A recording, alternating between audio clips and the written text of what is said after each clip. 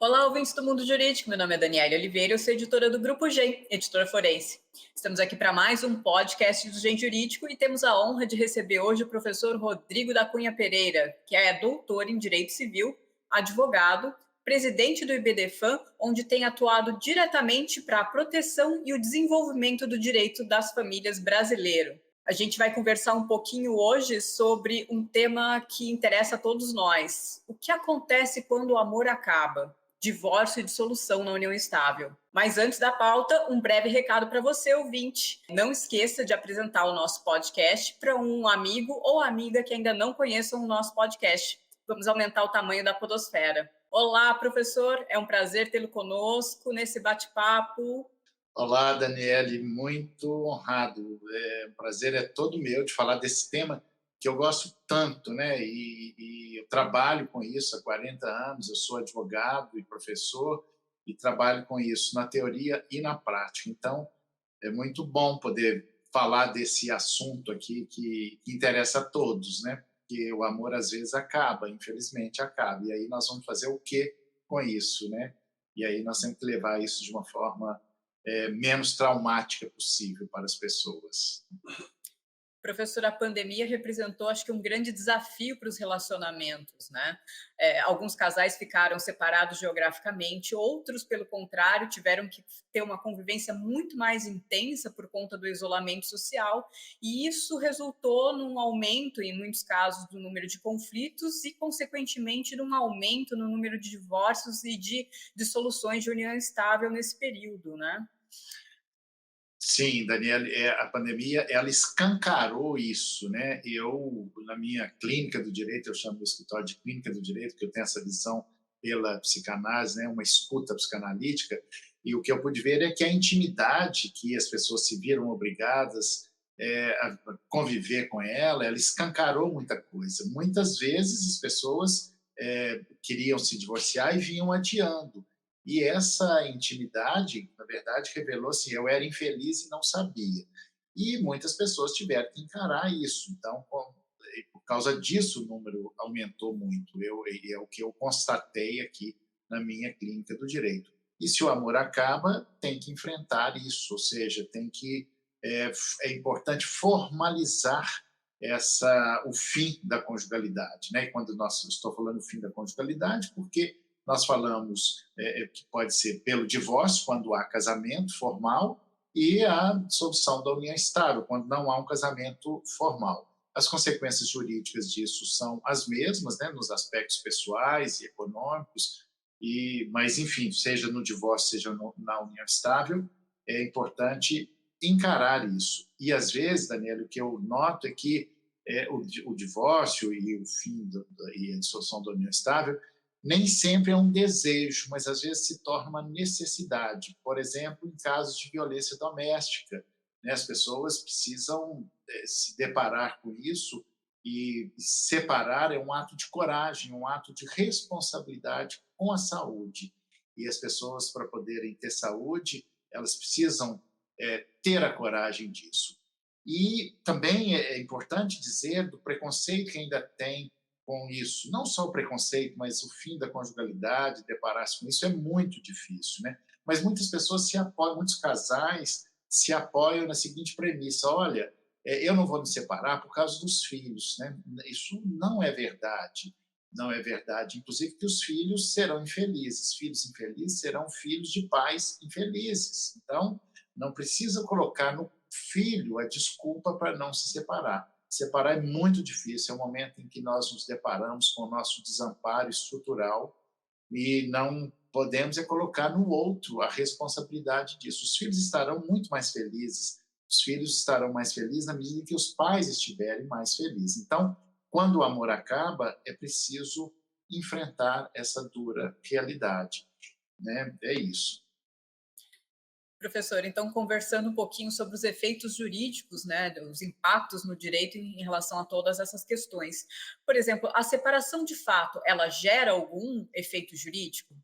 Pois é muito importante o que você está dizendo, porque a separação de fato, na verdade, é que põe fim ao casamento e aos efeitos patrimoniais e pessoais. Isso não está escrito na lei, mas é uma construção jurisprudencial, e eu escrevi um livro sobre isso, né, e eu trago muita decisão sobre isso, e não há dúvida mais, isso já foi totalmente absorvido pela doutrina, pela jurisprudência. Então, o fim do casamento é quando tem uma separação de fato. E na pandemia nós tivemos um fenômeno muito curioso, Daniela, é que as pessoas estavam separadas de fato, o casamento já tinha acabado, mas continuavam na mesma casa.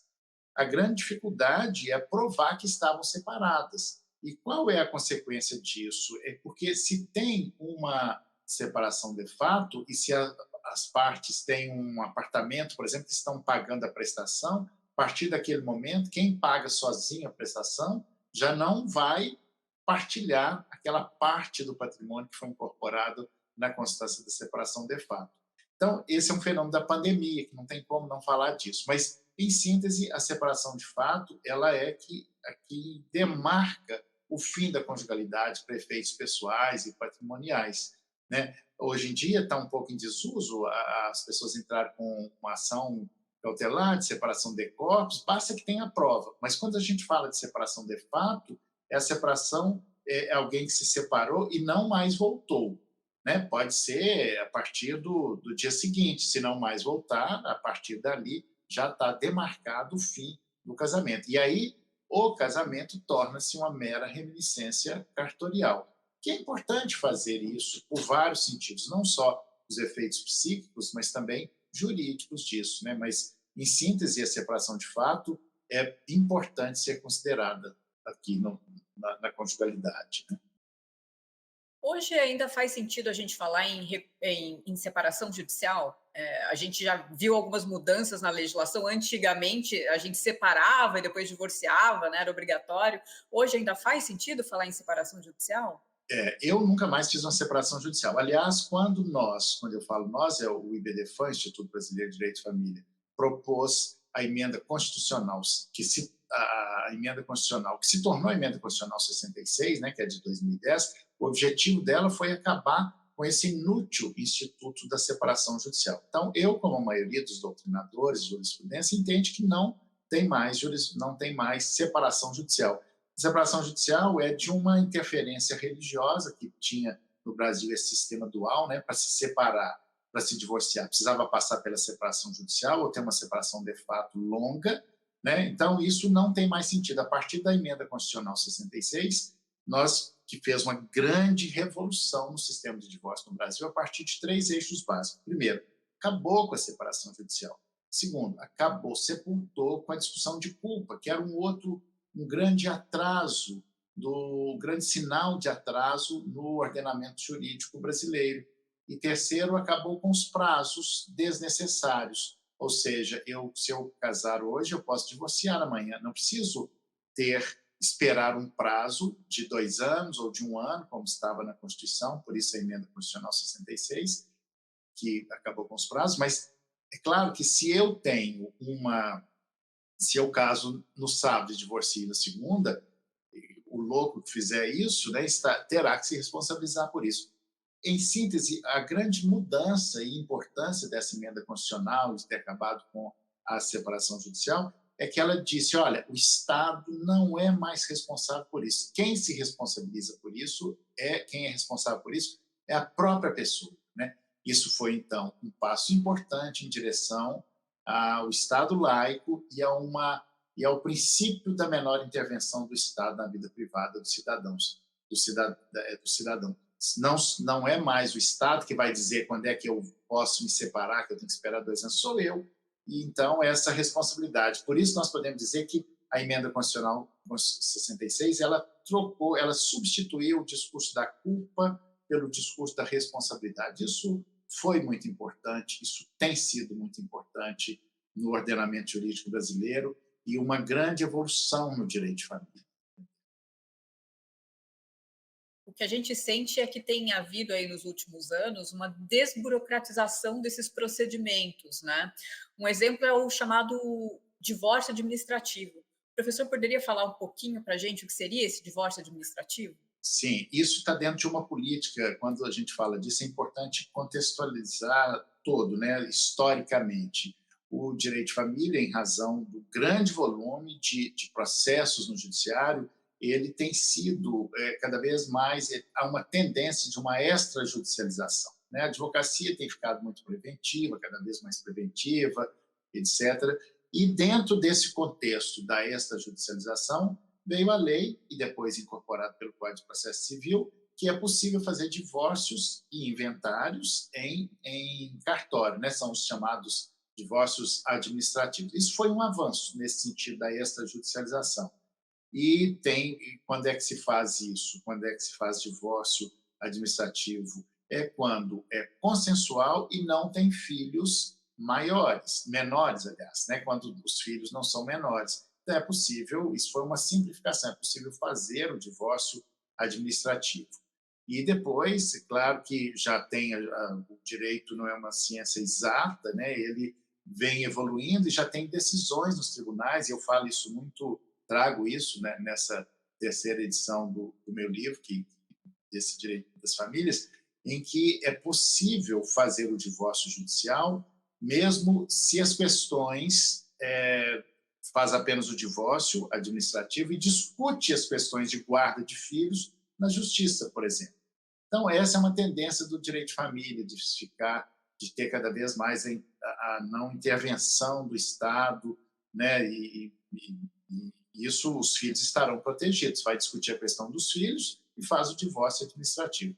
Mas essa é uma tendência. Na prática, Daniela, tem que ver quando é que é conveniente fazer o divórcio administrativo, por questões tributárias. Por exemplo, quando eu faço o divórcio administrativo, eu tenho que pagar o imposto antes, porque o divórcio é uma escritura. E eu vou pagar o ITCD. ITCD, cada estado tem uma sigla, né? Enfim, é o imposto de transmissão. E aí, se eu quero rápido o divórcio, então, às vezes, é melhor fazer no judiciário. E até porque hoje o judiciário também tem barateado muito essas custas por causa do Centro Judiciário de Conciliação, que nem tem custas, né? Então, você vai lá e homologa. Então, cada caso é um caso, tem que ver o que é mais compensador, fazer o divórcio na justiça ou fazer o divórcio no cartório, né? Eu trago trago essas reflexões aqui também nesse meu livro, porque tem evolução jurisprudencial sobre isso, que nos ajuda a dar um norte para saber o que é melhor, né? Na prática, o que é ser melhor na justiça ou no cartório.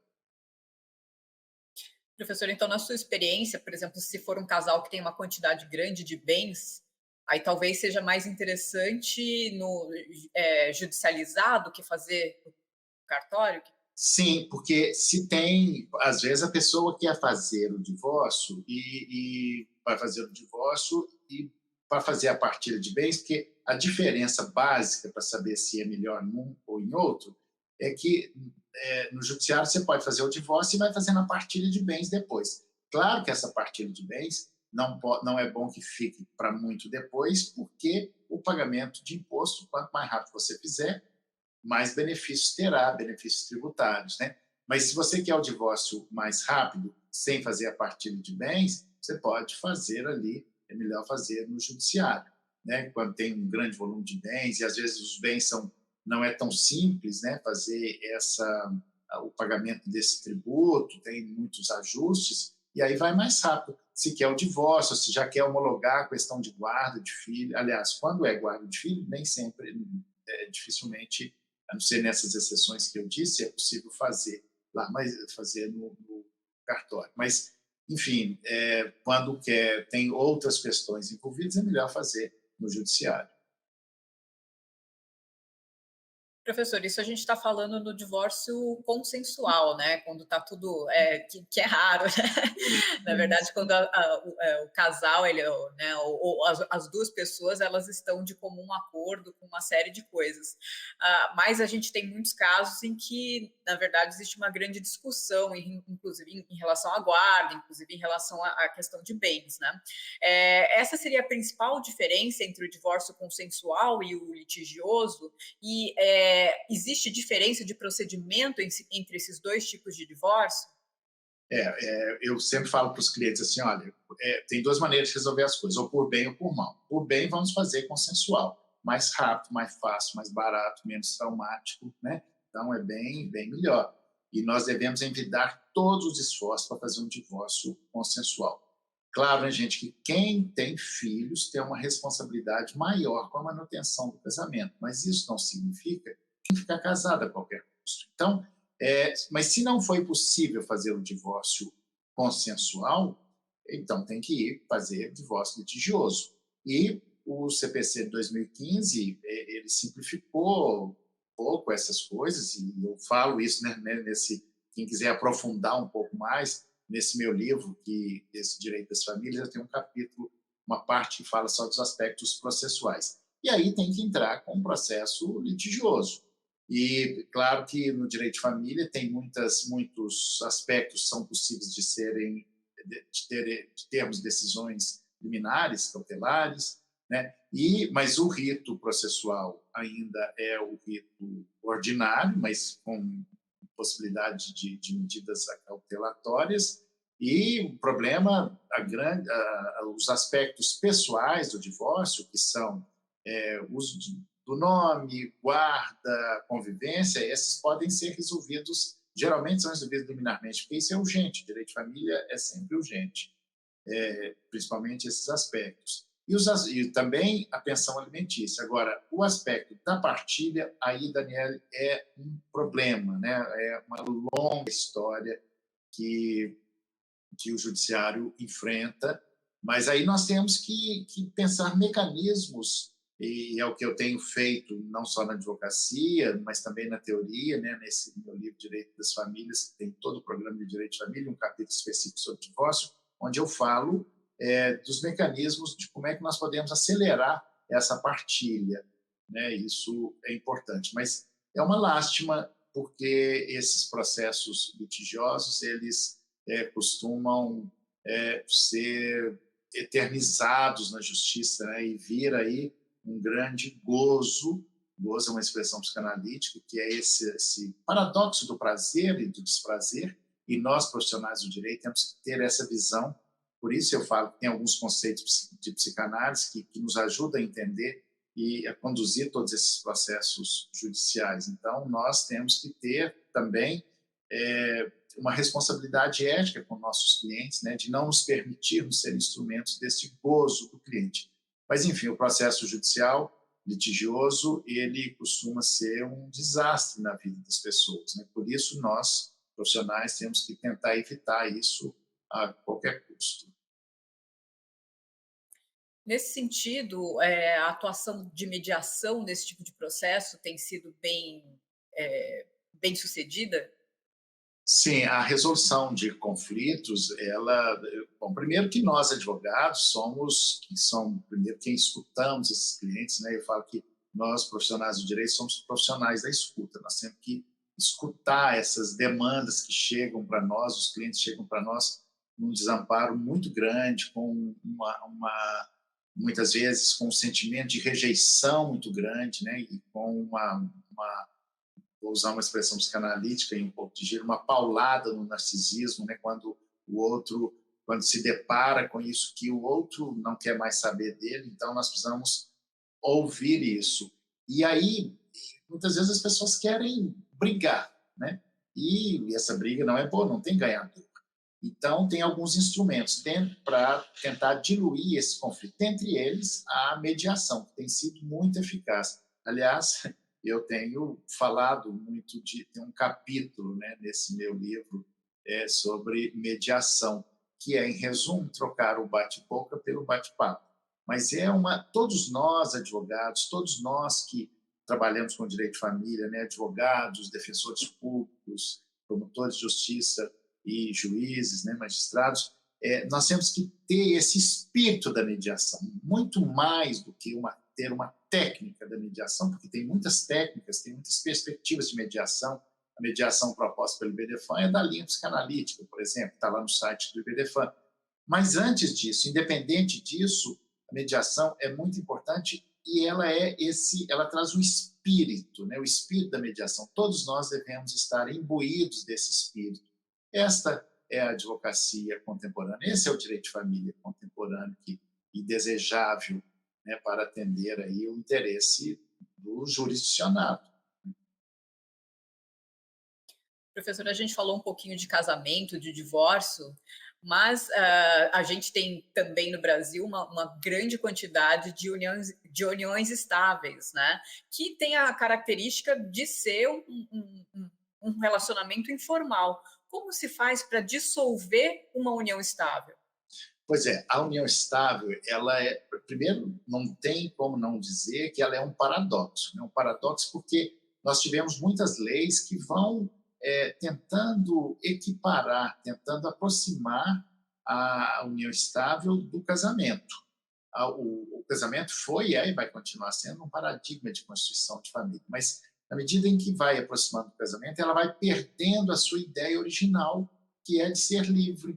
E hoje a união estável virou quase um casamento. O Supremo Tribunal Federal, em decisões recentes, quase não equiparou o casamento à união estável, os direitos, e a união estável tornou-se quase um casamento forçado. Bom, essa é a diferença e semelhança entre casamento e união estável. Mas o grande problema da união estável nem é esse, é que tem um limiar muito tênue entre namoro e união estável. Muitas pessoas acham que a união estável, que estão vivendo em união estável, e a outra pessoa, né, geralmente a mulher, o homem, acha que é um namoro. Aliás, tem uma diferença, o Freud fala isso, né, tem uma diferença abissal entre o mundo masculino e feminino. E eu constato isso na clínica do direito quando eu vejo que os homens sempre acham que estão namorando e as mulheres sempre acham que é uma união estável. Bom, mas uma vez constituída a união estável, nós temos muitas polêmicas em torno da união estável. A primeira é essa. A segunda é se, na comparação com o casamento, se os direitos são iguais, são todos iguais, mas em relação à herança, não. Né? Eu entendo e defendo essa tese e estou muito bem acompanhado, né, de ministros do STF para ajudar a sustentar essa tese e de outros doutrinadores, que o cônjuge não é herdeiro necessário. Isso faz toda a diferença, que o companheiro não é herdeiro necessário. Isso faz toda a diferença na nossa advocacia, no nosso dia a dia. Né? Mas quando a união estável chegou ao final, e aí então eu vou dizer, quando essa conjugalidade, porque a conjugalidade é o gênero das duas espécies, que é casamento e união estável. Né? E que aí, quando nós falamos de união estável e casamento, pode ser homo ou heteroafetiva, né? O casamento não é mais um monopólio da heteroafetividade. Então, não há mais diferenças. Portanto, o que se vai discutir no fim de uma união estável são as mesmas coisas do divórcio, ou seja, só não vai discutir a questão do nome, porque a união estável até pode mudar o nome. Quando alguém tem uma união estável, pode mudar o nome, mas aí precisa da autorização judicial. Então, a maioria de união estável, os companheiros não mudam o nome, embora seja possível, como eu disse, precisa ser via judicial, repito. Guarda de filhos, quando tem, e a convivência com os filhos, e no aspecto econômico vai discutir a partilha e pensão alimentícia. Bem, mas antes disso, e aí está a principal diferença da dissolução da união estável e do divórcio, é que você primeiro precisa provar a união estável. Essa é a diferença básica. No casamento, você já tem aquilo provado.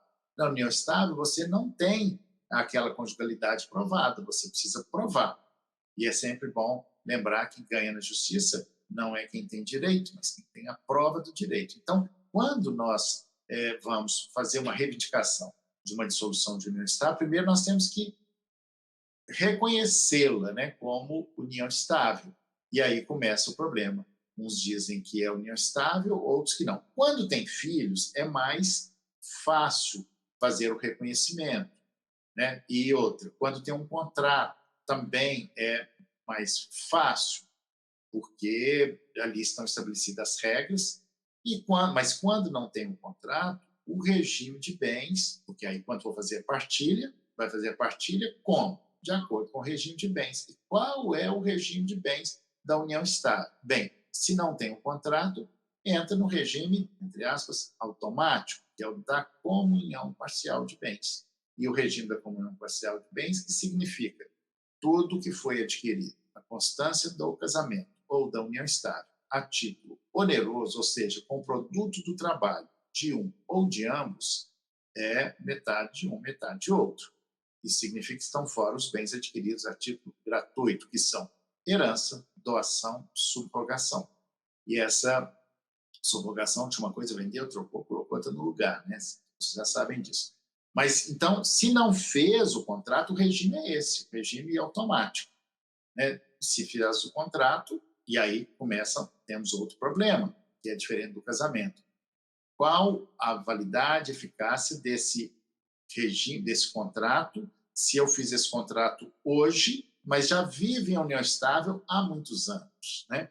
O Supremo Tribunal, o STJ, tem decisões várias, inclusive recentes, no sentido de que não é válido esta retroatividade. Então, o contrato de união estável ele só é válido dali para frente, na maioria dos casos.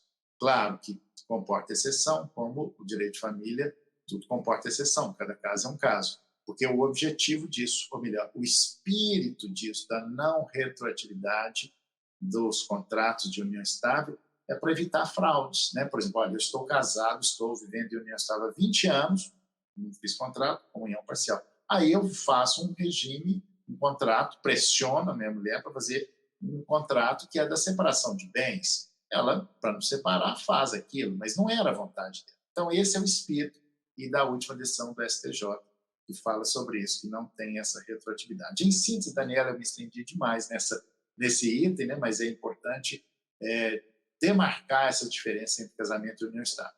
As consequências jurídicas são as mesmas, mas a diferença principal é esse aqui. Primeiro, tem que demarcar os limites da união estável. Quando começou? Né? Porque a união estável, você tem uma certidão de casamento, foi ali. A união estável foi quando? Né? Mesmo quando se reconhece a união estável, há uma polêmica. Né? Quando é que começou? Foi o dia que eu levei a escova de dente para a casa da minha namorada, que ela se tornou companheira, né? Então, essa ainda é uma questão importantíssima para que se discute na união estável. Justamente, professor, era a nossa dúvida, né? Quando que a gente consegue marcar o início e o fim da união estável para fins de partilha de bem, né? Porque se é uma coisa informal, que muitas vezes não tem um contrato, como que a gente consegue determinar o início e o fim da união estável para fins de partilha? O final da união estável é mais fácil, mais simples, porque ele pode ser pela morte, por exemplo, morreu, acabou, né, é o fim. Ou então, quando, olha, eu não quero mais viver, então terminou, o termo final é mais fácil. Agora, o termo inicial, ele é muito polêmico. Bom, primeiro porque tem que saber se se é mesmo união estável, né? Porque sempre tem uma polêmica em torno disso. E por testemunhas, por documentos, por exemplo, a união estável, que é informal, mas teve um jantar, um almoço, e tem comprovantes, porque, lembrando, repetindo, ganha na justiça não é quem tem direito, mas sim tem a prova do direito. Então, nesta união estável, às vezes tem os casos que eu tive muitos, né, porque 40 anos de advocacia acaba trazendo uma riqueza muito grande para isso, que as fotos do almoço, né, da celebração do início ali da união estável, porque começa no namoro. Como ela é uma relação informal, e aquilo devagarinho vai se transformando em união estável. Às vezes nem as próprias partes sabem quando foi que começou a união estável, né? Em alguns casos tem que, então tá, foi o dia do jantar, da festa, né? Que fez aquele ritual, mas aí a maioria dos casos o termo inicial é pela testemunhas mesmo, quando não tem esses marcos temporais, né, de um jantar, de um almoço, né, eles não têm um documento, aí a prova é testemunhal. Né? Mas a prova, o dia exato, Daniela, é muito difícil. Às vezes você fala o mês, o ano, apesar de que quando fala o ano, assim, foi no ano de 2000, tá, mas foi em janeiro de 2000, foi dezembro de 2000, né? Então tem que precisar. Um ano, um mês ou outro, não vai fazer tanta diferença para a aquisição patrimonial, né? Mas se é de janeiro do ano 2000, se foi dezembro de 2000, pode fazer toda uma diferença na partilha do patrimônio, né? Então, é importante demarcar isso, que é ou prova testemunhal, ou se não tem prova documental, né? Professor, e em termos de procedimento, o procedimento da dissolução da união estável é igual ao procedimento do divórcio? São parecidas os procedimentos? São muito semelhantes, Daniel. A diferença está em que no divórcio você tem a prova da certidão de casamento, né? E você vai requerer o divórcio, que pode ser, inclusive, decretado unilateralmente. Essa é uma questão interessante e importante hoje. Mas na união estável, as consequências que serão do guarda, discussão de guarda, alimentos, partilha, serão as mesmas. Mas antes de discutir isso, na união estável, é preciso provar que teve união estável. Essa é a diferença. Então, nós não temos, é preciso ter a prova da união estável. Nem todas as pessoas, e aliás é um número muito baixo de pessoas que fazem contratos de união estável. Aliás, para incrementar a polêmica, né, eu até falo isso no livro, assim, tem alguns juízes que nem aceitam a união estável, o contrato de união estável, eles até questionam a união estável. Bom, mas enfim, quando tem contrato é mais fácil. Mas independente disso, primeiro eu tenho que declarar a união estável, o termo inicial da união estável, e principalmente para efeitos de partilha, é somente com o termo inicial da união estável que eu vou saber qual foi o patrimônio adquirido, né? Principalmente quando se é assim, é porque não teve contrato, se não teve contrato, o regime é da comunhão parcial de bens. Então, eu preciso saber o termo inicial. Então, essa é a diferença básica nos procedimentos entre divórcio e união estável. Mas o que tem em comum é que ambos os casos significam dissolver a conjugalidade, né? E no divórcio é muito mais simples, ao contrário do que a maioria das pessoas imagina, que não vou me casar porque é mais difícil separar em decorrência do divórcio, é mais burocracia. Não, é o contrário, o divórcio tem ali as regras claras. Então, é muito importante que a gente esclareça isso. E antes as pessoas tinham medo de casar porque era muito difícil divorciar, hoje está muito simples, então não tem problema. O casamento ele não só um paradigma de constituição de família, né, mas também ficou muito simplificado, tanto o casamento quanto o divórcio. Mas, em síntese, os procedimentos são muito semelhantes com essas diferenças aí que eu pontuei, Daniela. E é possível também fazer a dissolução em cartório, como é possível o casamento? Sim, e aí isso até surge uma polêmica. Bom, se ela é com mais informalidades, né? Algumas pessoas, e antes disso fazia em cartório até mesmo com filhos menores, mas como a união estável em tudo se assemelha ao casamento, né? Ela hoje está à imagem e semelhança da união estável, já disse o Supremo Tribunal Federal, quando foi julgar inconstitucional, quando foi julgar a constitucionalidade, acabou por julgar inconstitucional o artigo 1790, que era uma questão hereditária, mas com isso equiparou em tudo. Por isso o casamento da união estável tornou-se um casamento forçado. E aí acabou equiparando em tudo ao casamento. Não há muitas diferenças, não. Mas repito e insisto, trabalhar o fim da conjugalidade a partir do casamento, principalmente depois da emenda constitucional 66, é muito mais simples, muito mais fácil que dissolver uma união estável, porque as regras do casamento já estão postas e as regras da união estável nem sempre já são claras, né? É um contrassenso, né, professor? Uma coisa que é para ser informal, no final, acaba sendo até mais complexa do que o casamento em si, que, em teoria, é mais formalizado. É um paradoxo mesmo, Daniele. As pessoas não querem se casar porque não querem aquela formalidade, porque não querem interferência, intervenção do Estado, e, ao final, tem a intervenção do Estado, né? É muito paradoxal isso, né? Porque e quanto mais se regulamenta a união estável, mais ela se aproxima do casamento, porque o paradigma é o casamento, mas quanto mais se aproxima, mais ela se distancia da sua ideia original, né? É um paradoxo, como você muito bem pontuou, contrassenso.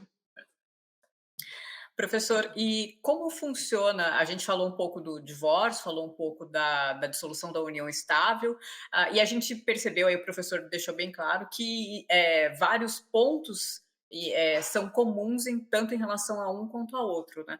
Um deles é a questão da guarda. Hoje, no Brasil, a guarda compartilhada, digamos, é a regra geral.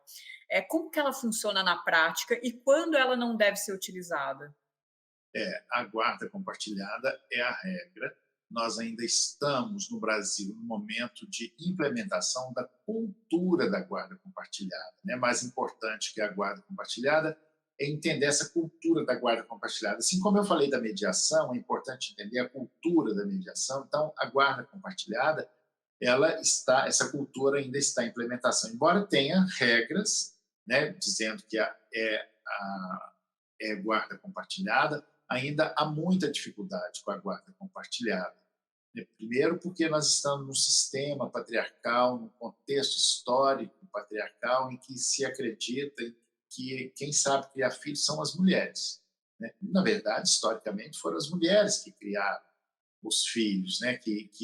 Só que isso, assim como as mulheres criavam filhos, os homens produziam dinheiro.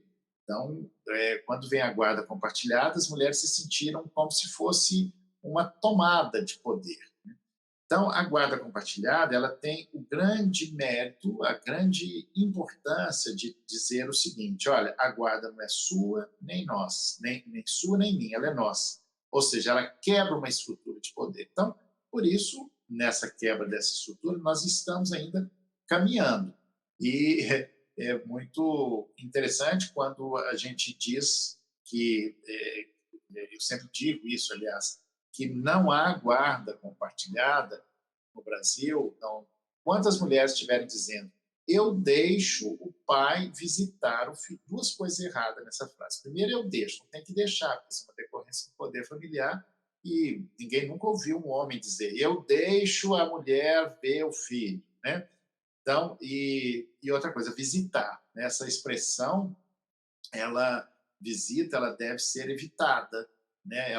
O Estatuto da Criança e do Adolescente já fala de convivência familiar há muitos anos, né? E as palavras não são tão inocentes assim, né? Visita, ela traz consigo um significante de frieza, de formalidade, né? As palavras não são tão inocentes, as palavras têm força e poder. E é curioso que não tem jeito de advogar sem falar dessas coisas de psicanálise, de alguns conceitos de psicanálise, né, de significante, né, e eu falo disso muito no meu livro. E a ideia de ter escrito esse livro é exatamente trazer essa escuta, né, essa compreensão para mais além do lugar comum. Claro que nós precisamos saber todas essas regras, mas nós podemos ir além. Então, quando nós falamos de guarda compartilhada, ainda há uma resistência. A primeira resistência é: a guarda compartilhada só vai funcionar se for no consenso. Não, mentira. Aliás, quando é no consenso, nem precisava, se fosse para funcionar só no consenso, não precisava de regra, não precisava de lei para isso, né? Regra no sentido de lei, porque as pessoas no consenso já vão mesmo estabelecer ali, então não precisava de lei. A lei é exatamente para quando não há consenso. Os juízes vão estabelecer a guarda compartilhada. Algumas pessoas dizem: mas não vai funcionar. Vai, as pessoas vão aprendendo, a experiência que tem é que vão aprendendo, né? E funcionar a guarda compartilhada, e o ideal, e ainda há muito preconceito na guarda compartilhada, porque a maioria das pessoas, os juízes, o Ministério Público, eles dizem: olha, tem que ter uma residência de referência. Isso não é verdade, isso é uma psicologia rasa.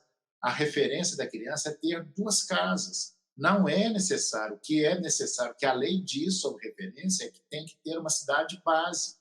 O que é, então, o estado da arte da guarda compartilhada hoje, que as pessoas aprenderam isso muito na pandemia, porque na pandemia ficou comprovado que isso funciona.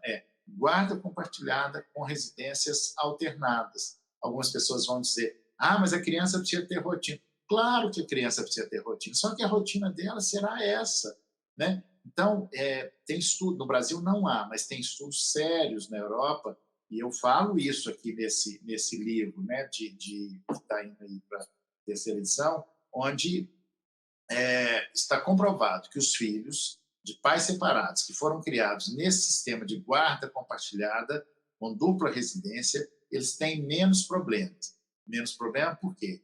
Porque filho, não é porque é de filhos de pais separados, não. Filho, quem tem filho tem problema. Criar filho sempre dá problema. Então, vamos minorar, vamos diminuir esse problema. E esses problemas são, criando os filhos assim, eles se sentirão bem melhores, eles sentirão que tem duas casas, eles não se sentirão culpados em relação à separação dos pais, porque acontece um fenômeno inconsciente é que os filhos se sentem assim, né? Os filhos estarão felizes se conviverem com ambos os pais. Aliás, a regra de ouro de um divórcio, a regra de ouro de uma separação, de uma dissolução de união estável, é que ambos os pais convivam o máximo possível com os seus filhos, né? Ou que os filhos convivam o máximo possível com seus pais.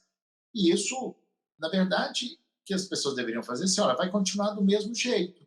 Só que, em vez dos pais morarem na mesma casa, vão morar em casas separadas. Então, o que eu vejo, Daniela, é que se as pessoas pensarem, se os pais pensassem verdadeiramente na criação e educação dos filhos, numa educação e criação responsável, elas vão compartilhar o cotidiano dos filhos, né? Isso é incrível. Mas aí nós temos um narcisismo, que é um outro conceito psicanalítico importante, né? Temos, na verdade, uma disputa de poder, né? Mas a grande importância da guarda compartilhada é que ela funciona como um antídoto, ela pode funcionar como um antídoto da alienação parental. Alienação parental, que é esse outro instituto que eu disseco bastante isso aqui nesse meu livro, né? Que é um nome novo para uma maldade antiga, e é muito importante. Foi uma das leis mais importantes dos últimos tempos no direito de família brasileiro, que é a lei da guarda compartilhada. Então, por que eu estou falando de alienação parental, embora a pergunta tenha sido sobre guarda compartilhada? Porque um está ligado ao outro. A guarda compartilhada, se bem praticada, ela funciona como um antídoto da alienação parental, né? E o ideal é isso, é que conviva o máximo possível. Então, nós temos aí algumas orientações de uma psicologia, que me desculpa, mas fica bastante no raso, de que ela não, de que o filho tem que ter uma referência. Claro que o filho tem que ter referência. A referência é ter duas casas. E os filhos que são criados assim são muito mais felizes, serão muito mais felizes e muito menos problemáticos, claro. Professor, o professor mencionou a questão de que não precisa ser a mesma casa, né, mas ser a mesma cidade. É possível guarda compartilhada quando os pais moram em cidades diferentes ou não é? Sim, é possível, e a pandemia também nos ensinou isso, sabe, Daniele? Os instrumentos tecnológicos, né? Eu tenho cliente que nós fizemos guarda compartilhada em países diferentes. Ele faz o dever de casa da criança todos os dias. A criança tem 10 anos e ela faz essa pelo computador, né, numa videoconferência, aí, num sistema que for. Então, isso tornou-se possível. Claro que o ideal é que o convívio seja presencial, mas se não der, pelo menos é possível. Porque o que é o compartilhamento? É compartilhar o cotidiano, porque a educação de crianças ela não se faz no final de semana apenas, né? O pai deveria se recusar a ser pai de fim de semana, que vira um recreador, né? A educação é no cotidiano, então precisa ter esse cotidiano. Se não der para ser presencial, que seja telepresencial, né? É importante, portanto, que se isso seja introjetado na nossa cultura. Por isso que eu estou falando que a cultura da guarda compartilhada ainda está em implementação, né? Porque há muita resistência e a guarda acaba sendo uma questão de poder. O homem tem o dinheiro e a mulher tem a guarda dos filhos. Quer dizer, e o interesse das crianças, o interesse dos menores, né, dos menores de idade, fica em segundo plano. Então, se os pais saíssem um pouco do seu egoísmo, do seu narcisismo e pensassem verdadeiramente no interesse da educação e criação de filhos, eles vão compartilhar o cotidiano, né? Porque, repito, a regra de ouro de um divórcio é que que os filhos convivam o máximo possível com seus pais. E esse convívio com os pais, né, para que ele seja saudável, né, ele tem que ser o mais amplo possível. Claro que tem algumas, e aí já completando a resposta à sua pergunta, claro que tem algumas pessoas que não querem ou não podem, por alguma circunstância, conviver mais rotineiramente com seus filhos. Então, a guarda compartilhada só não será aplicada, como a própria lei diz, quando a parte não quiser, ou vai ter que dizer isso expressamente, que não pode ter a guarda compartilhada. E, claro, algumas situações excepcionais. O pai não tem a menor condição, ou a mãe não tem condição. Aí vai na guarda, entra na guarda unilateral. Mas essas são exceções. A regra é realmente o compartilhamento da guarda. Uma das dúvidas que a guarda compartilhada gera é os reflexos, por exemplo, na pensão alimentícia, né? Hoje, quais são os parâmetros que são utilizados para o estabelecimento de pensão?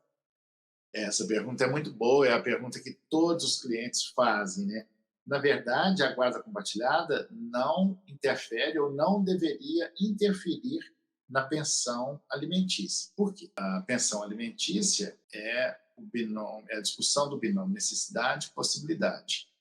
E ela, quando na guarda compartilhada, o que tem de diferente na guarda compartilhada? Que a criança ela vai ter duas casas. Ela ia ter duas casas, mesmo se não for uma referência, mesmo se a referência, se for entrar nesse padrão antigo, a referência é a casa da mãe.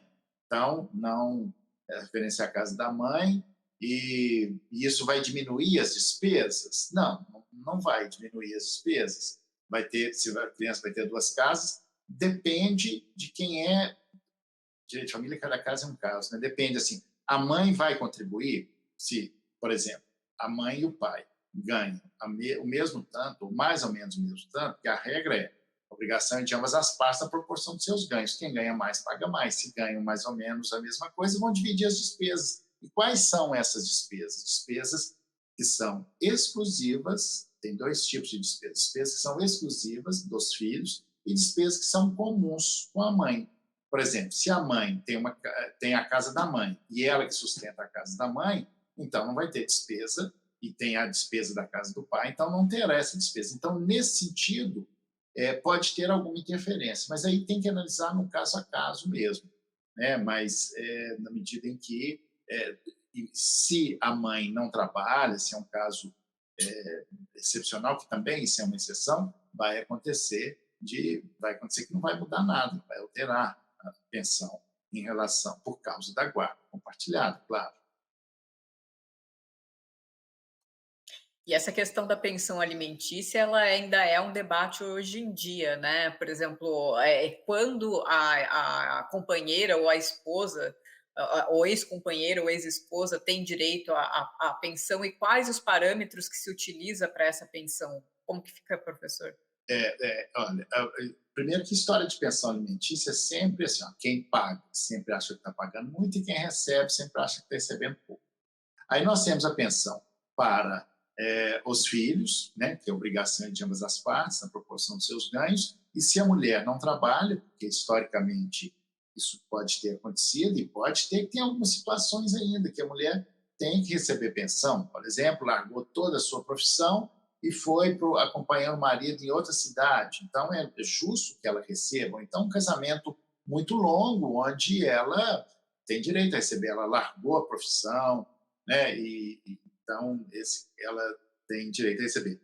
Mas a tendência jurisprudencial e doutrinária, e eu falo isso aí no livro, né, é de que não tem, de que os tribunais têm dado, inclusive o STJ, cada vez menos pensão alimentícia para a mulher. Isso começa, né, tem uma história, tem algumas decisões curiosas, né, que em síntese falam, olha, casamento não é previdência social e nem seguro-desemprego. Então, uma mulher jovem, saudável, com capacidade laborativa, ela não tem direito a receber pensão. Bom, essa é a regra, que tem exceções, claro, toda regra comporta exceções. Uma mulher de um casamento longo, que abandonou o mercado de trabalho para que foi o pacto do casal para criar filhos, né? Ou então alguém, mesmo não tendo filho, abandonou toda a profissão para seguir, acompanhar o marido para fora do país ou para uma outra cidade. Então, é justo que ela receba uma pensão pelo menos provisória, temporária ou transitória. Né? Isso é muito comum, mas aí são as exceções. Né? Professor, muitíssimo obrigado. É um tema realmente muito empolgante, né? E, infelizmente, tem aumentado muito o número de divórcios e separação e de soluções de união estável nesse período, né? Agradeço muito a sua participação, principalmente aí para celebrar esse lançamento da terceira edição do seu livro, Direito das Famílias. Eu que agradeço demais a oportunidade de estar falando aqui. Agora, esse tema é inesgotável, né? Mas esse livro, eu acho que eu esgotei todo o tema. Claro que aqui nessa conversa não é possível, né? Mas nesse livro, né, que está indo aí para a terceira edição, tem todo o conteúdo de direito de família, que é numa linguagem simples, sem perder a profundidade, né? Tanto é que eu demorei quase 40 anos para escrever esse livro. Não que eu tenha escrito durante 40 anos, mas eu depois de amadurecer essas ideias, de pensar a teoria e a prática durante a minha clínica do direito, que eu tive a coragem, trouxe isso.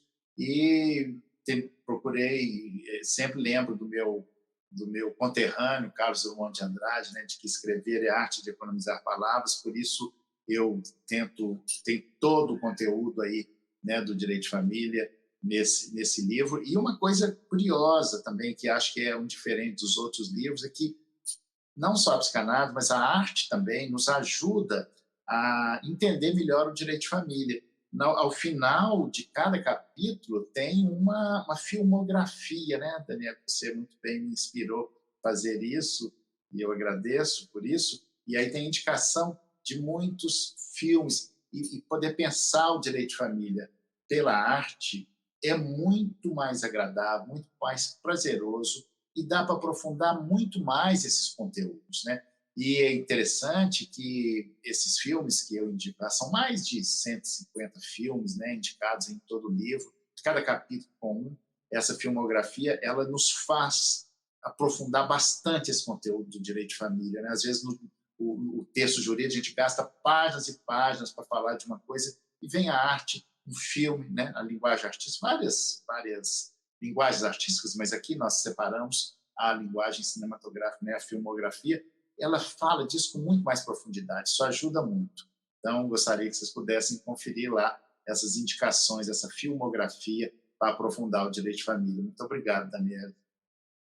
Imagina, professor, eu que agradeço. E você, ouvinte, se gostou, não esqueça de indicar o nosso podcast para os amigos. Muito obrigada. Até a próxima.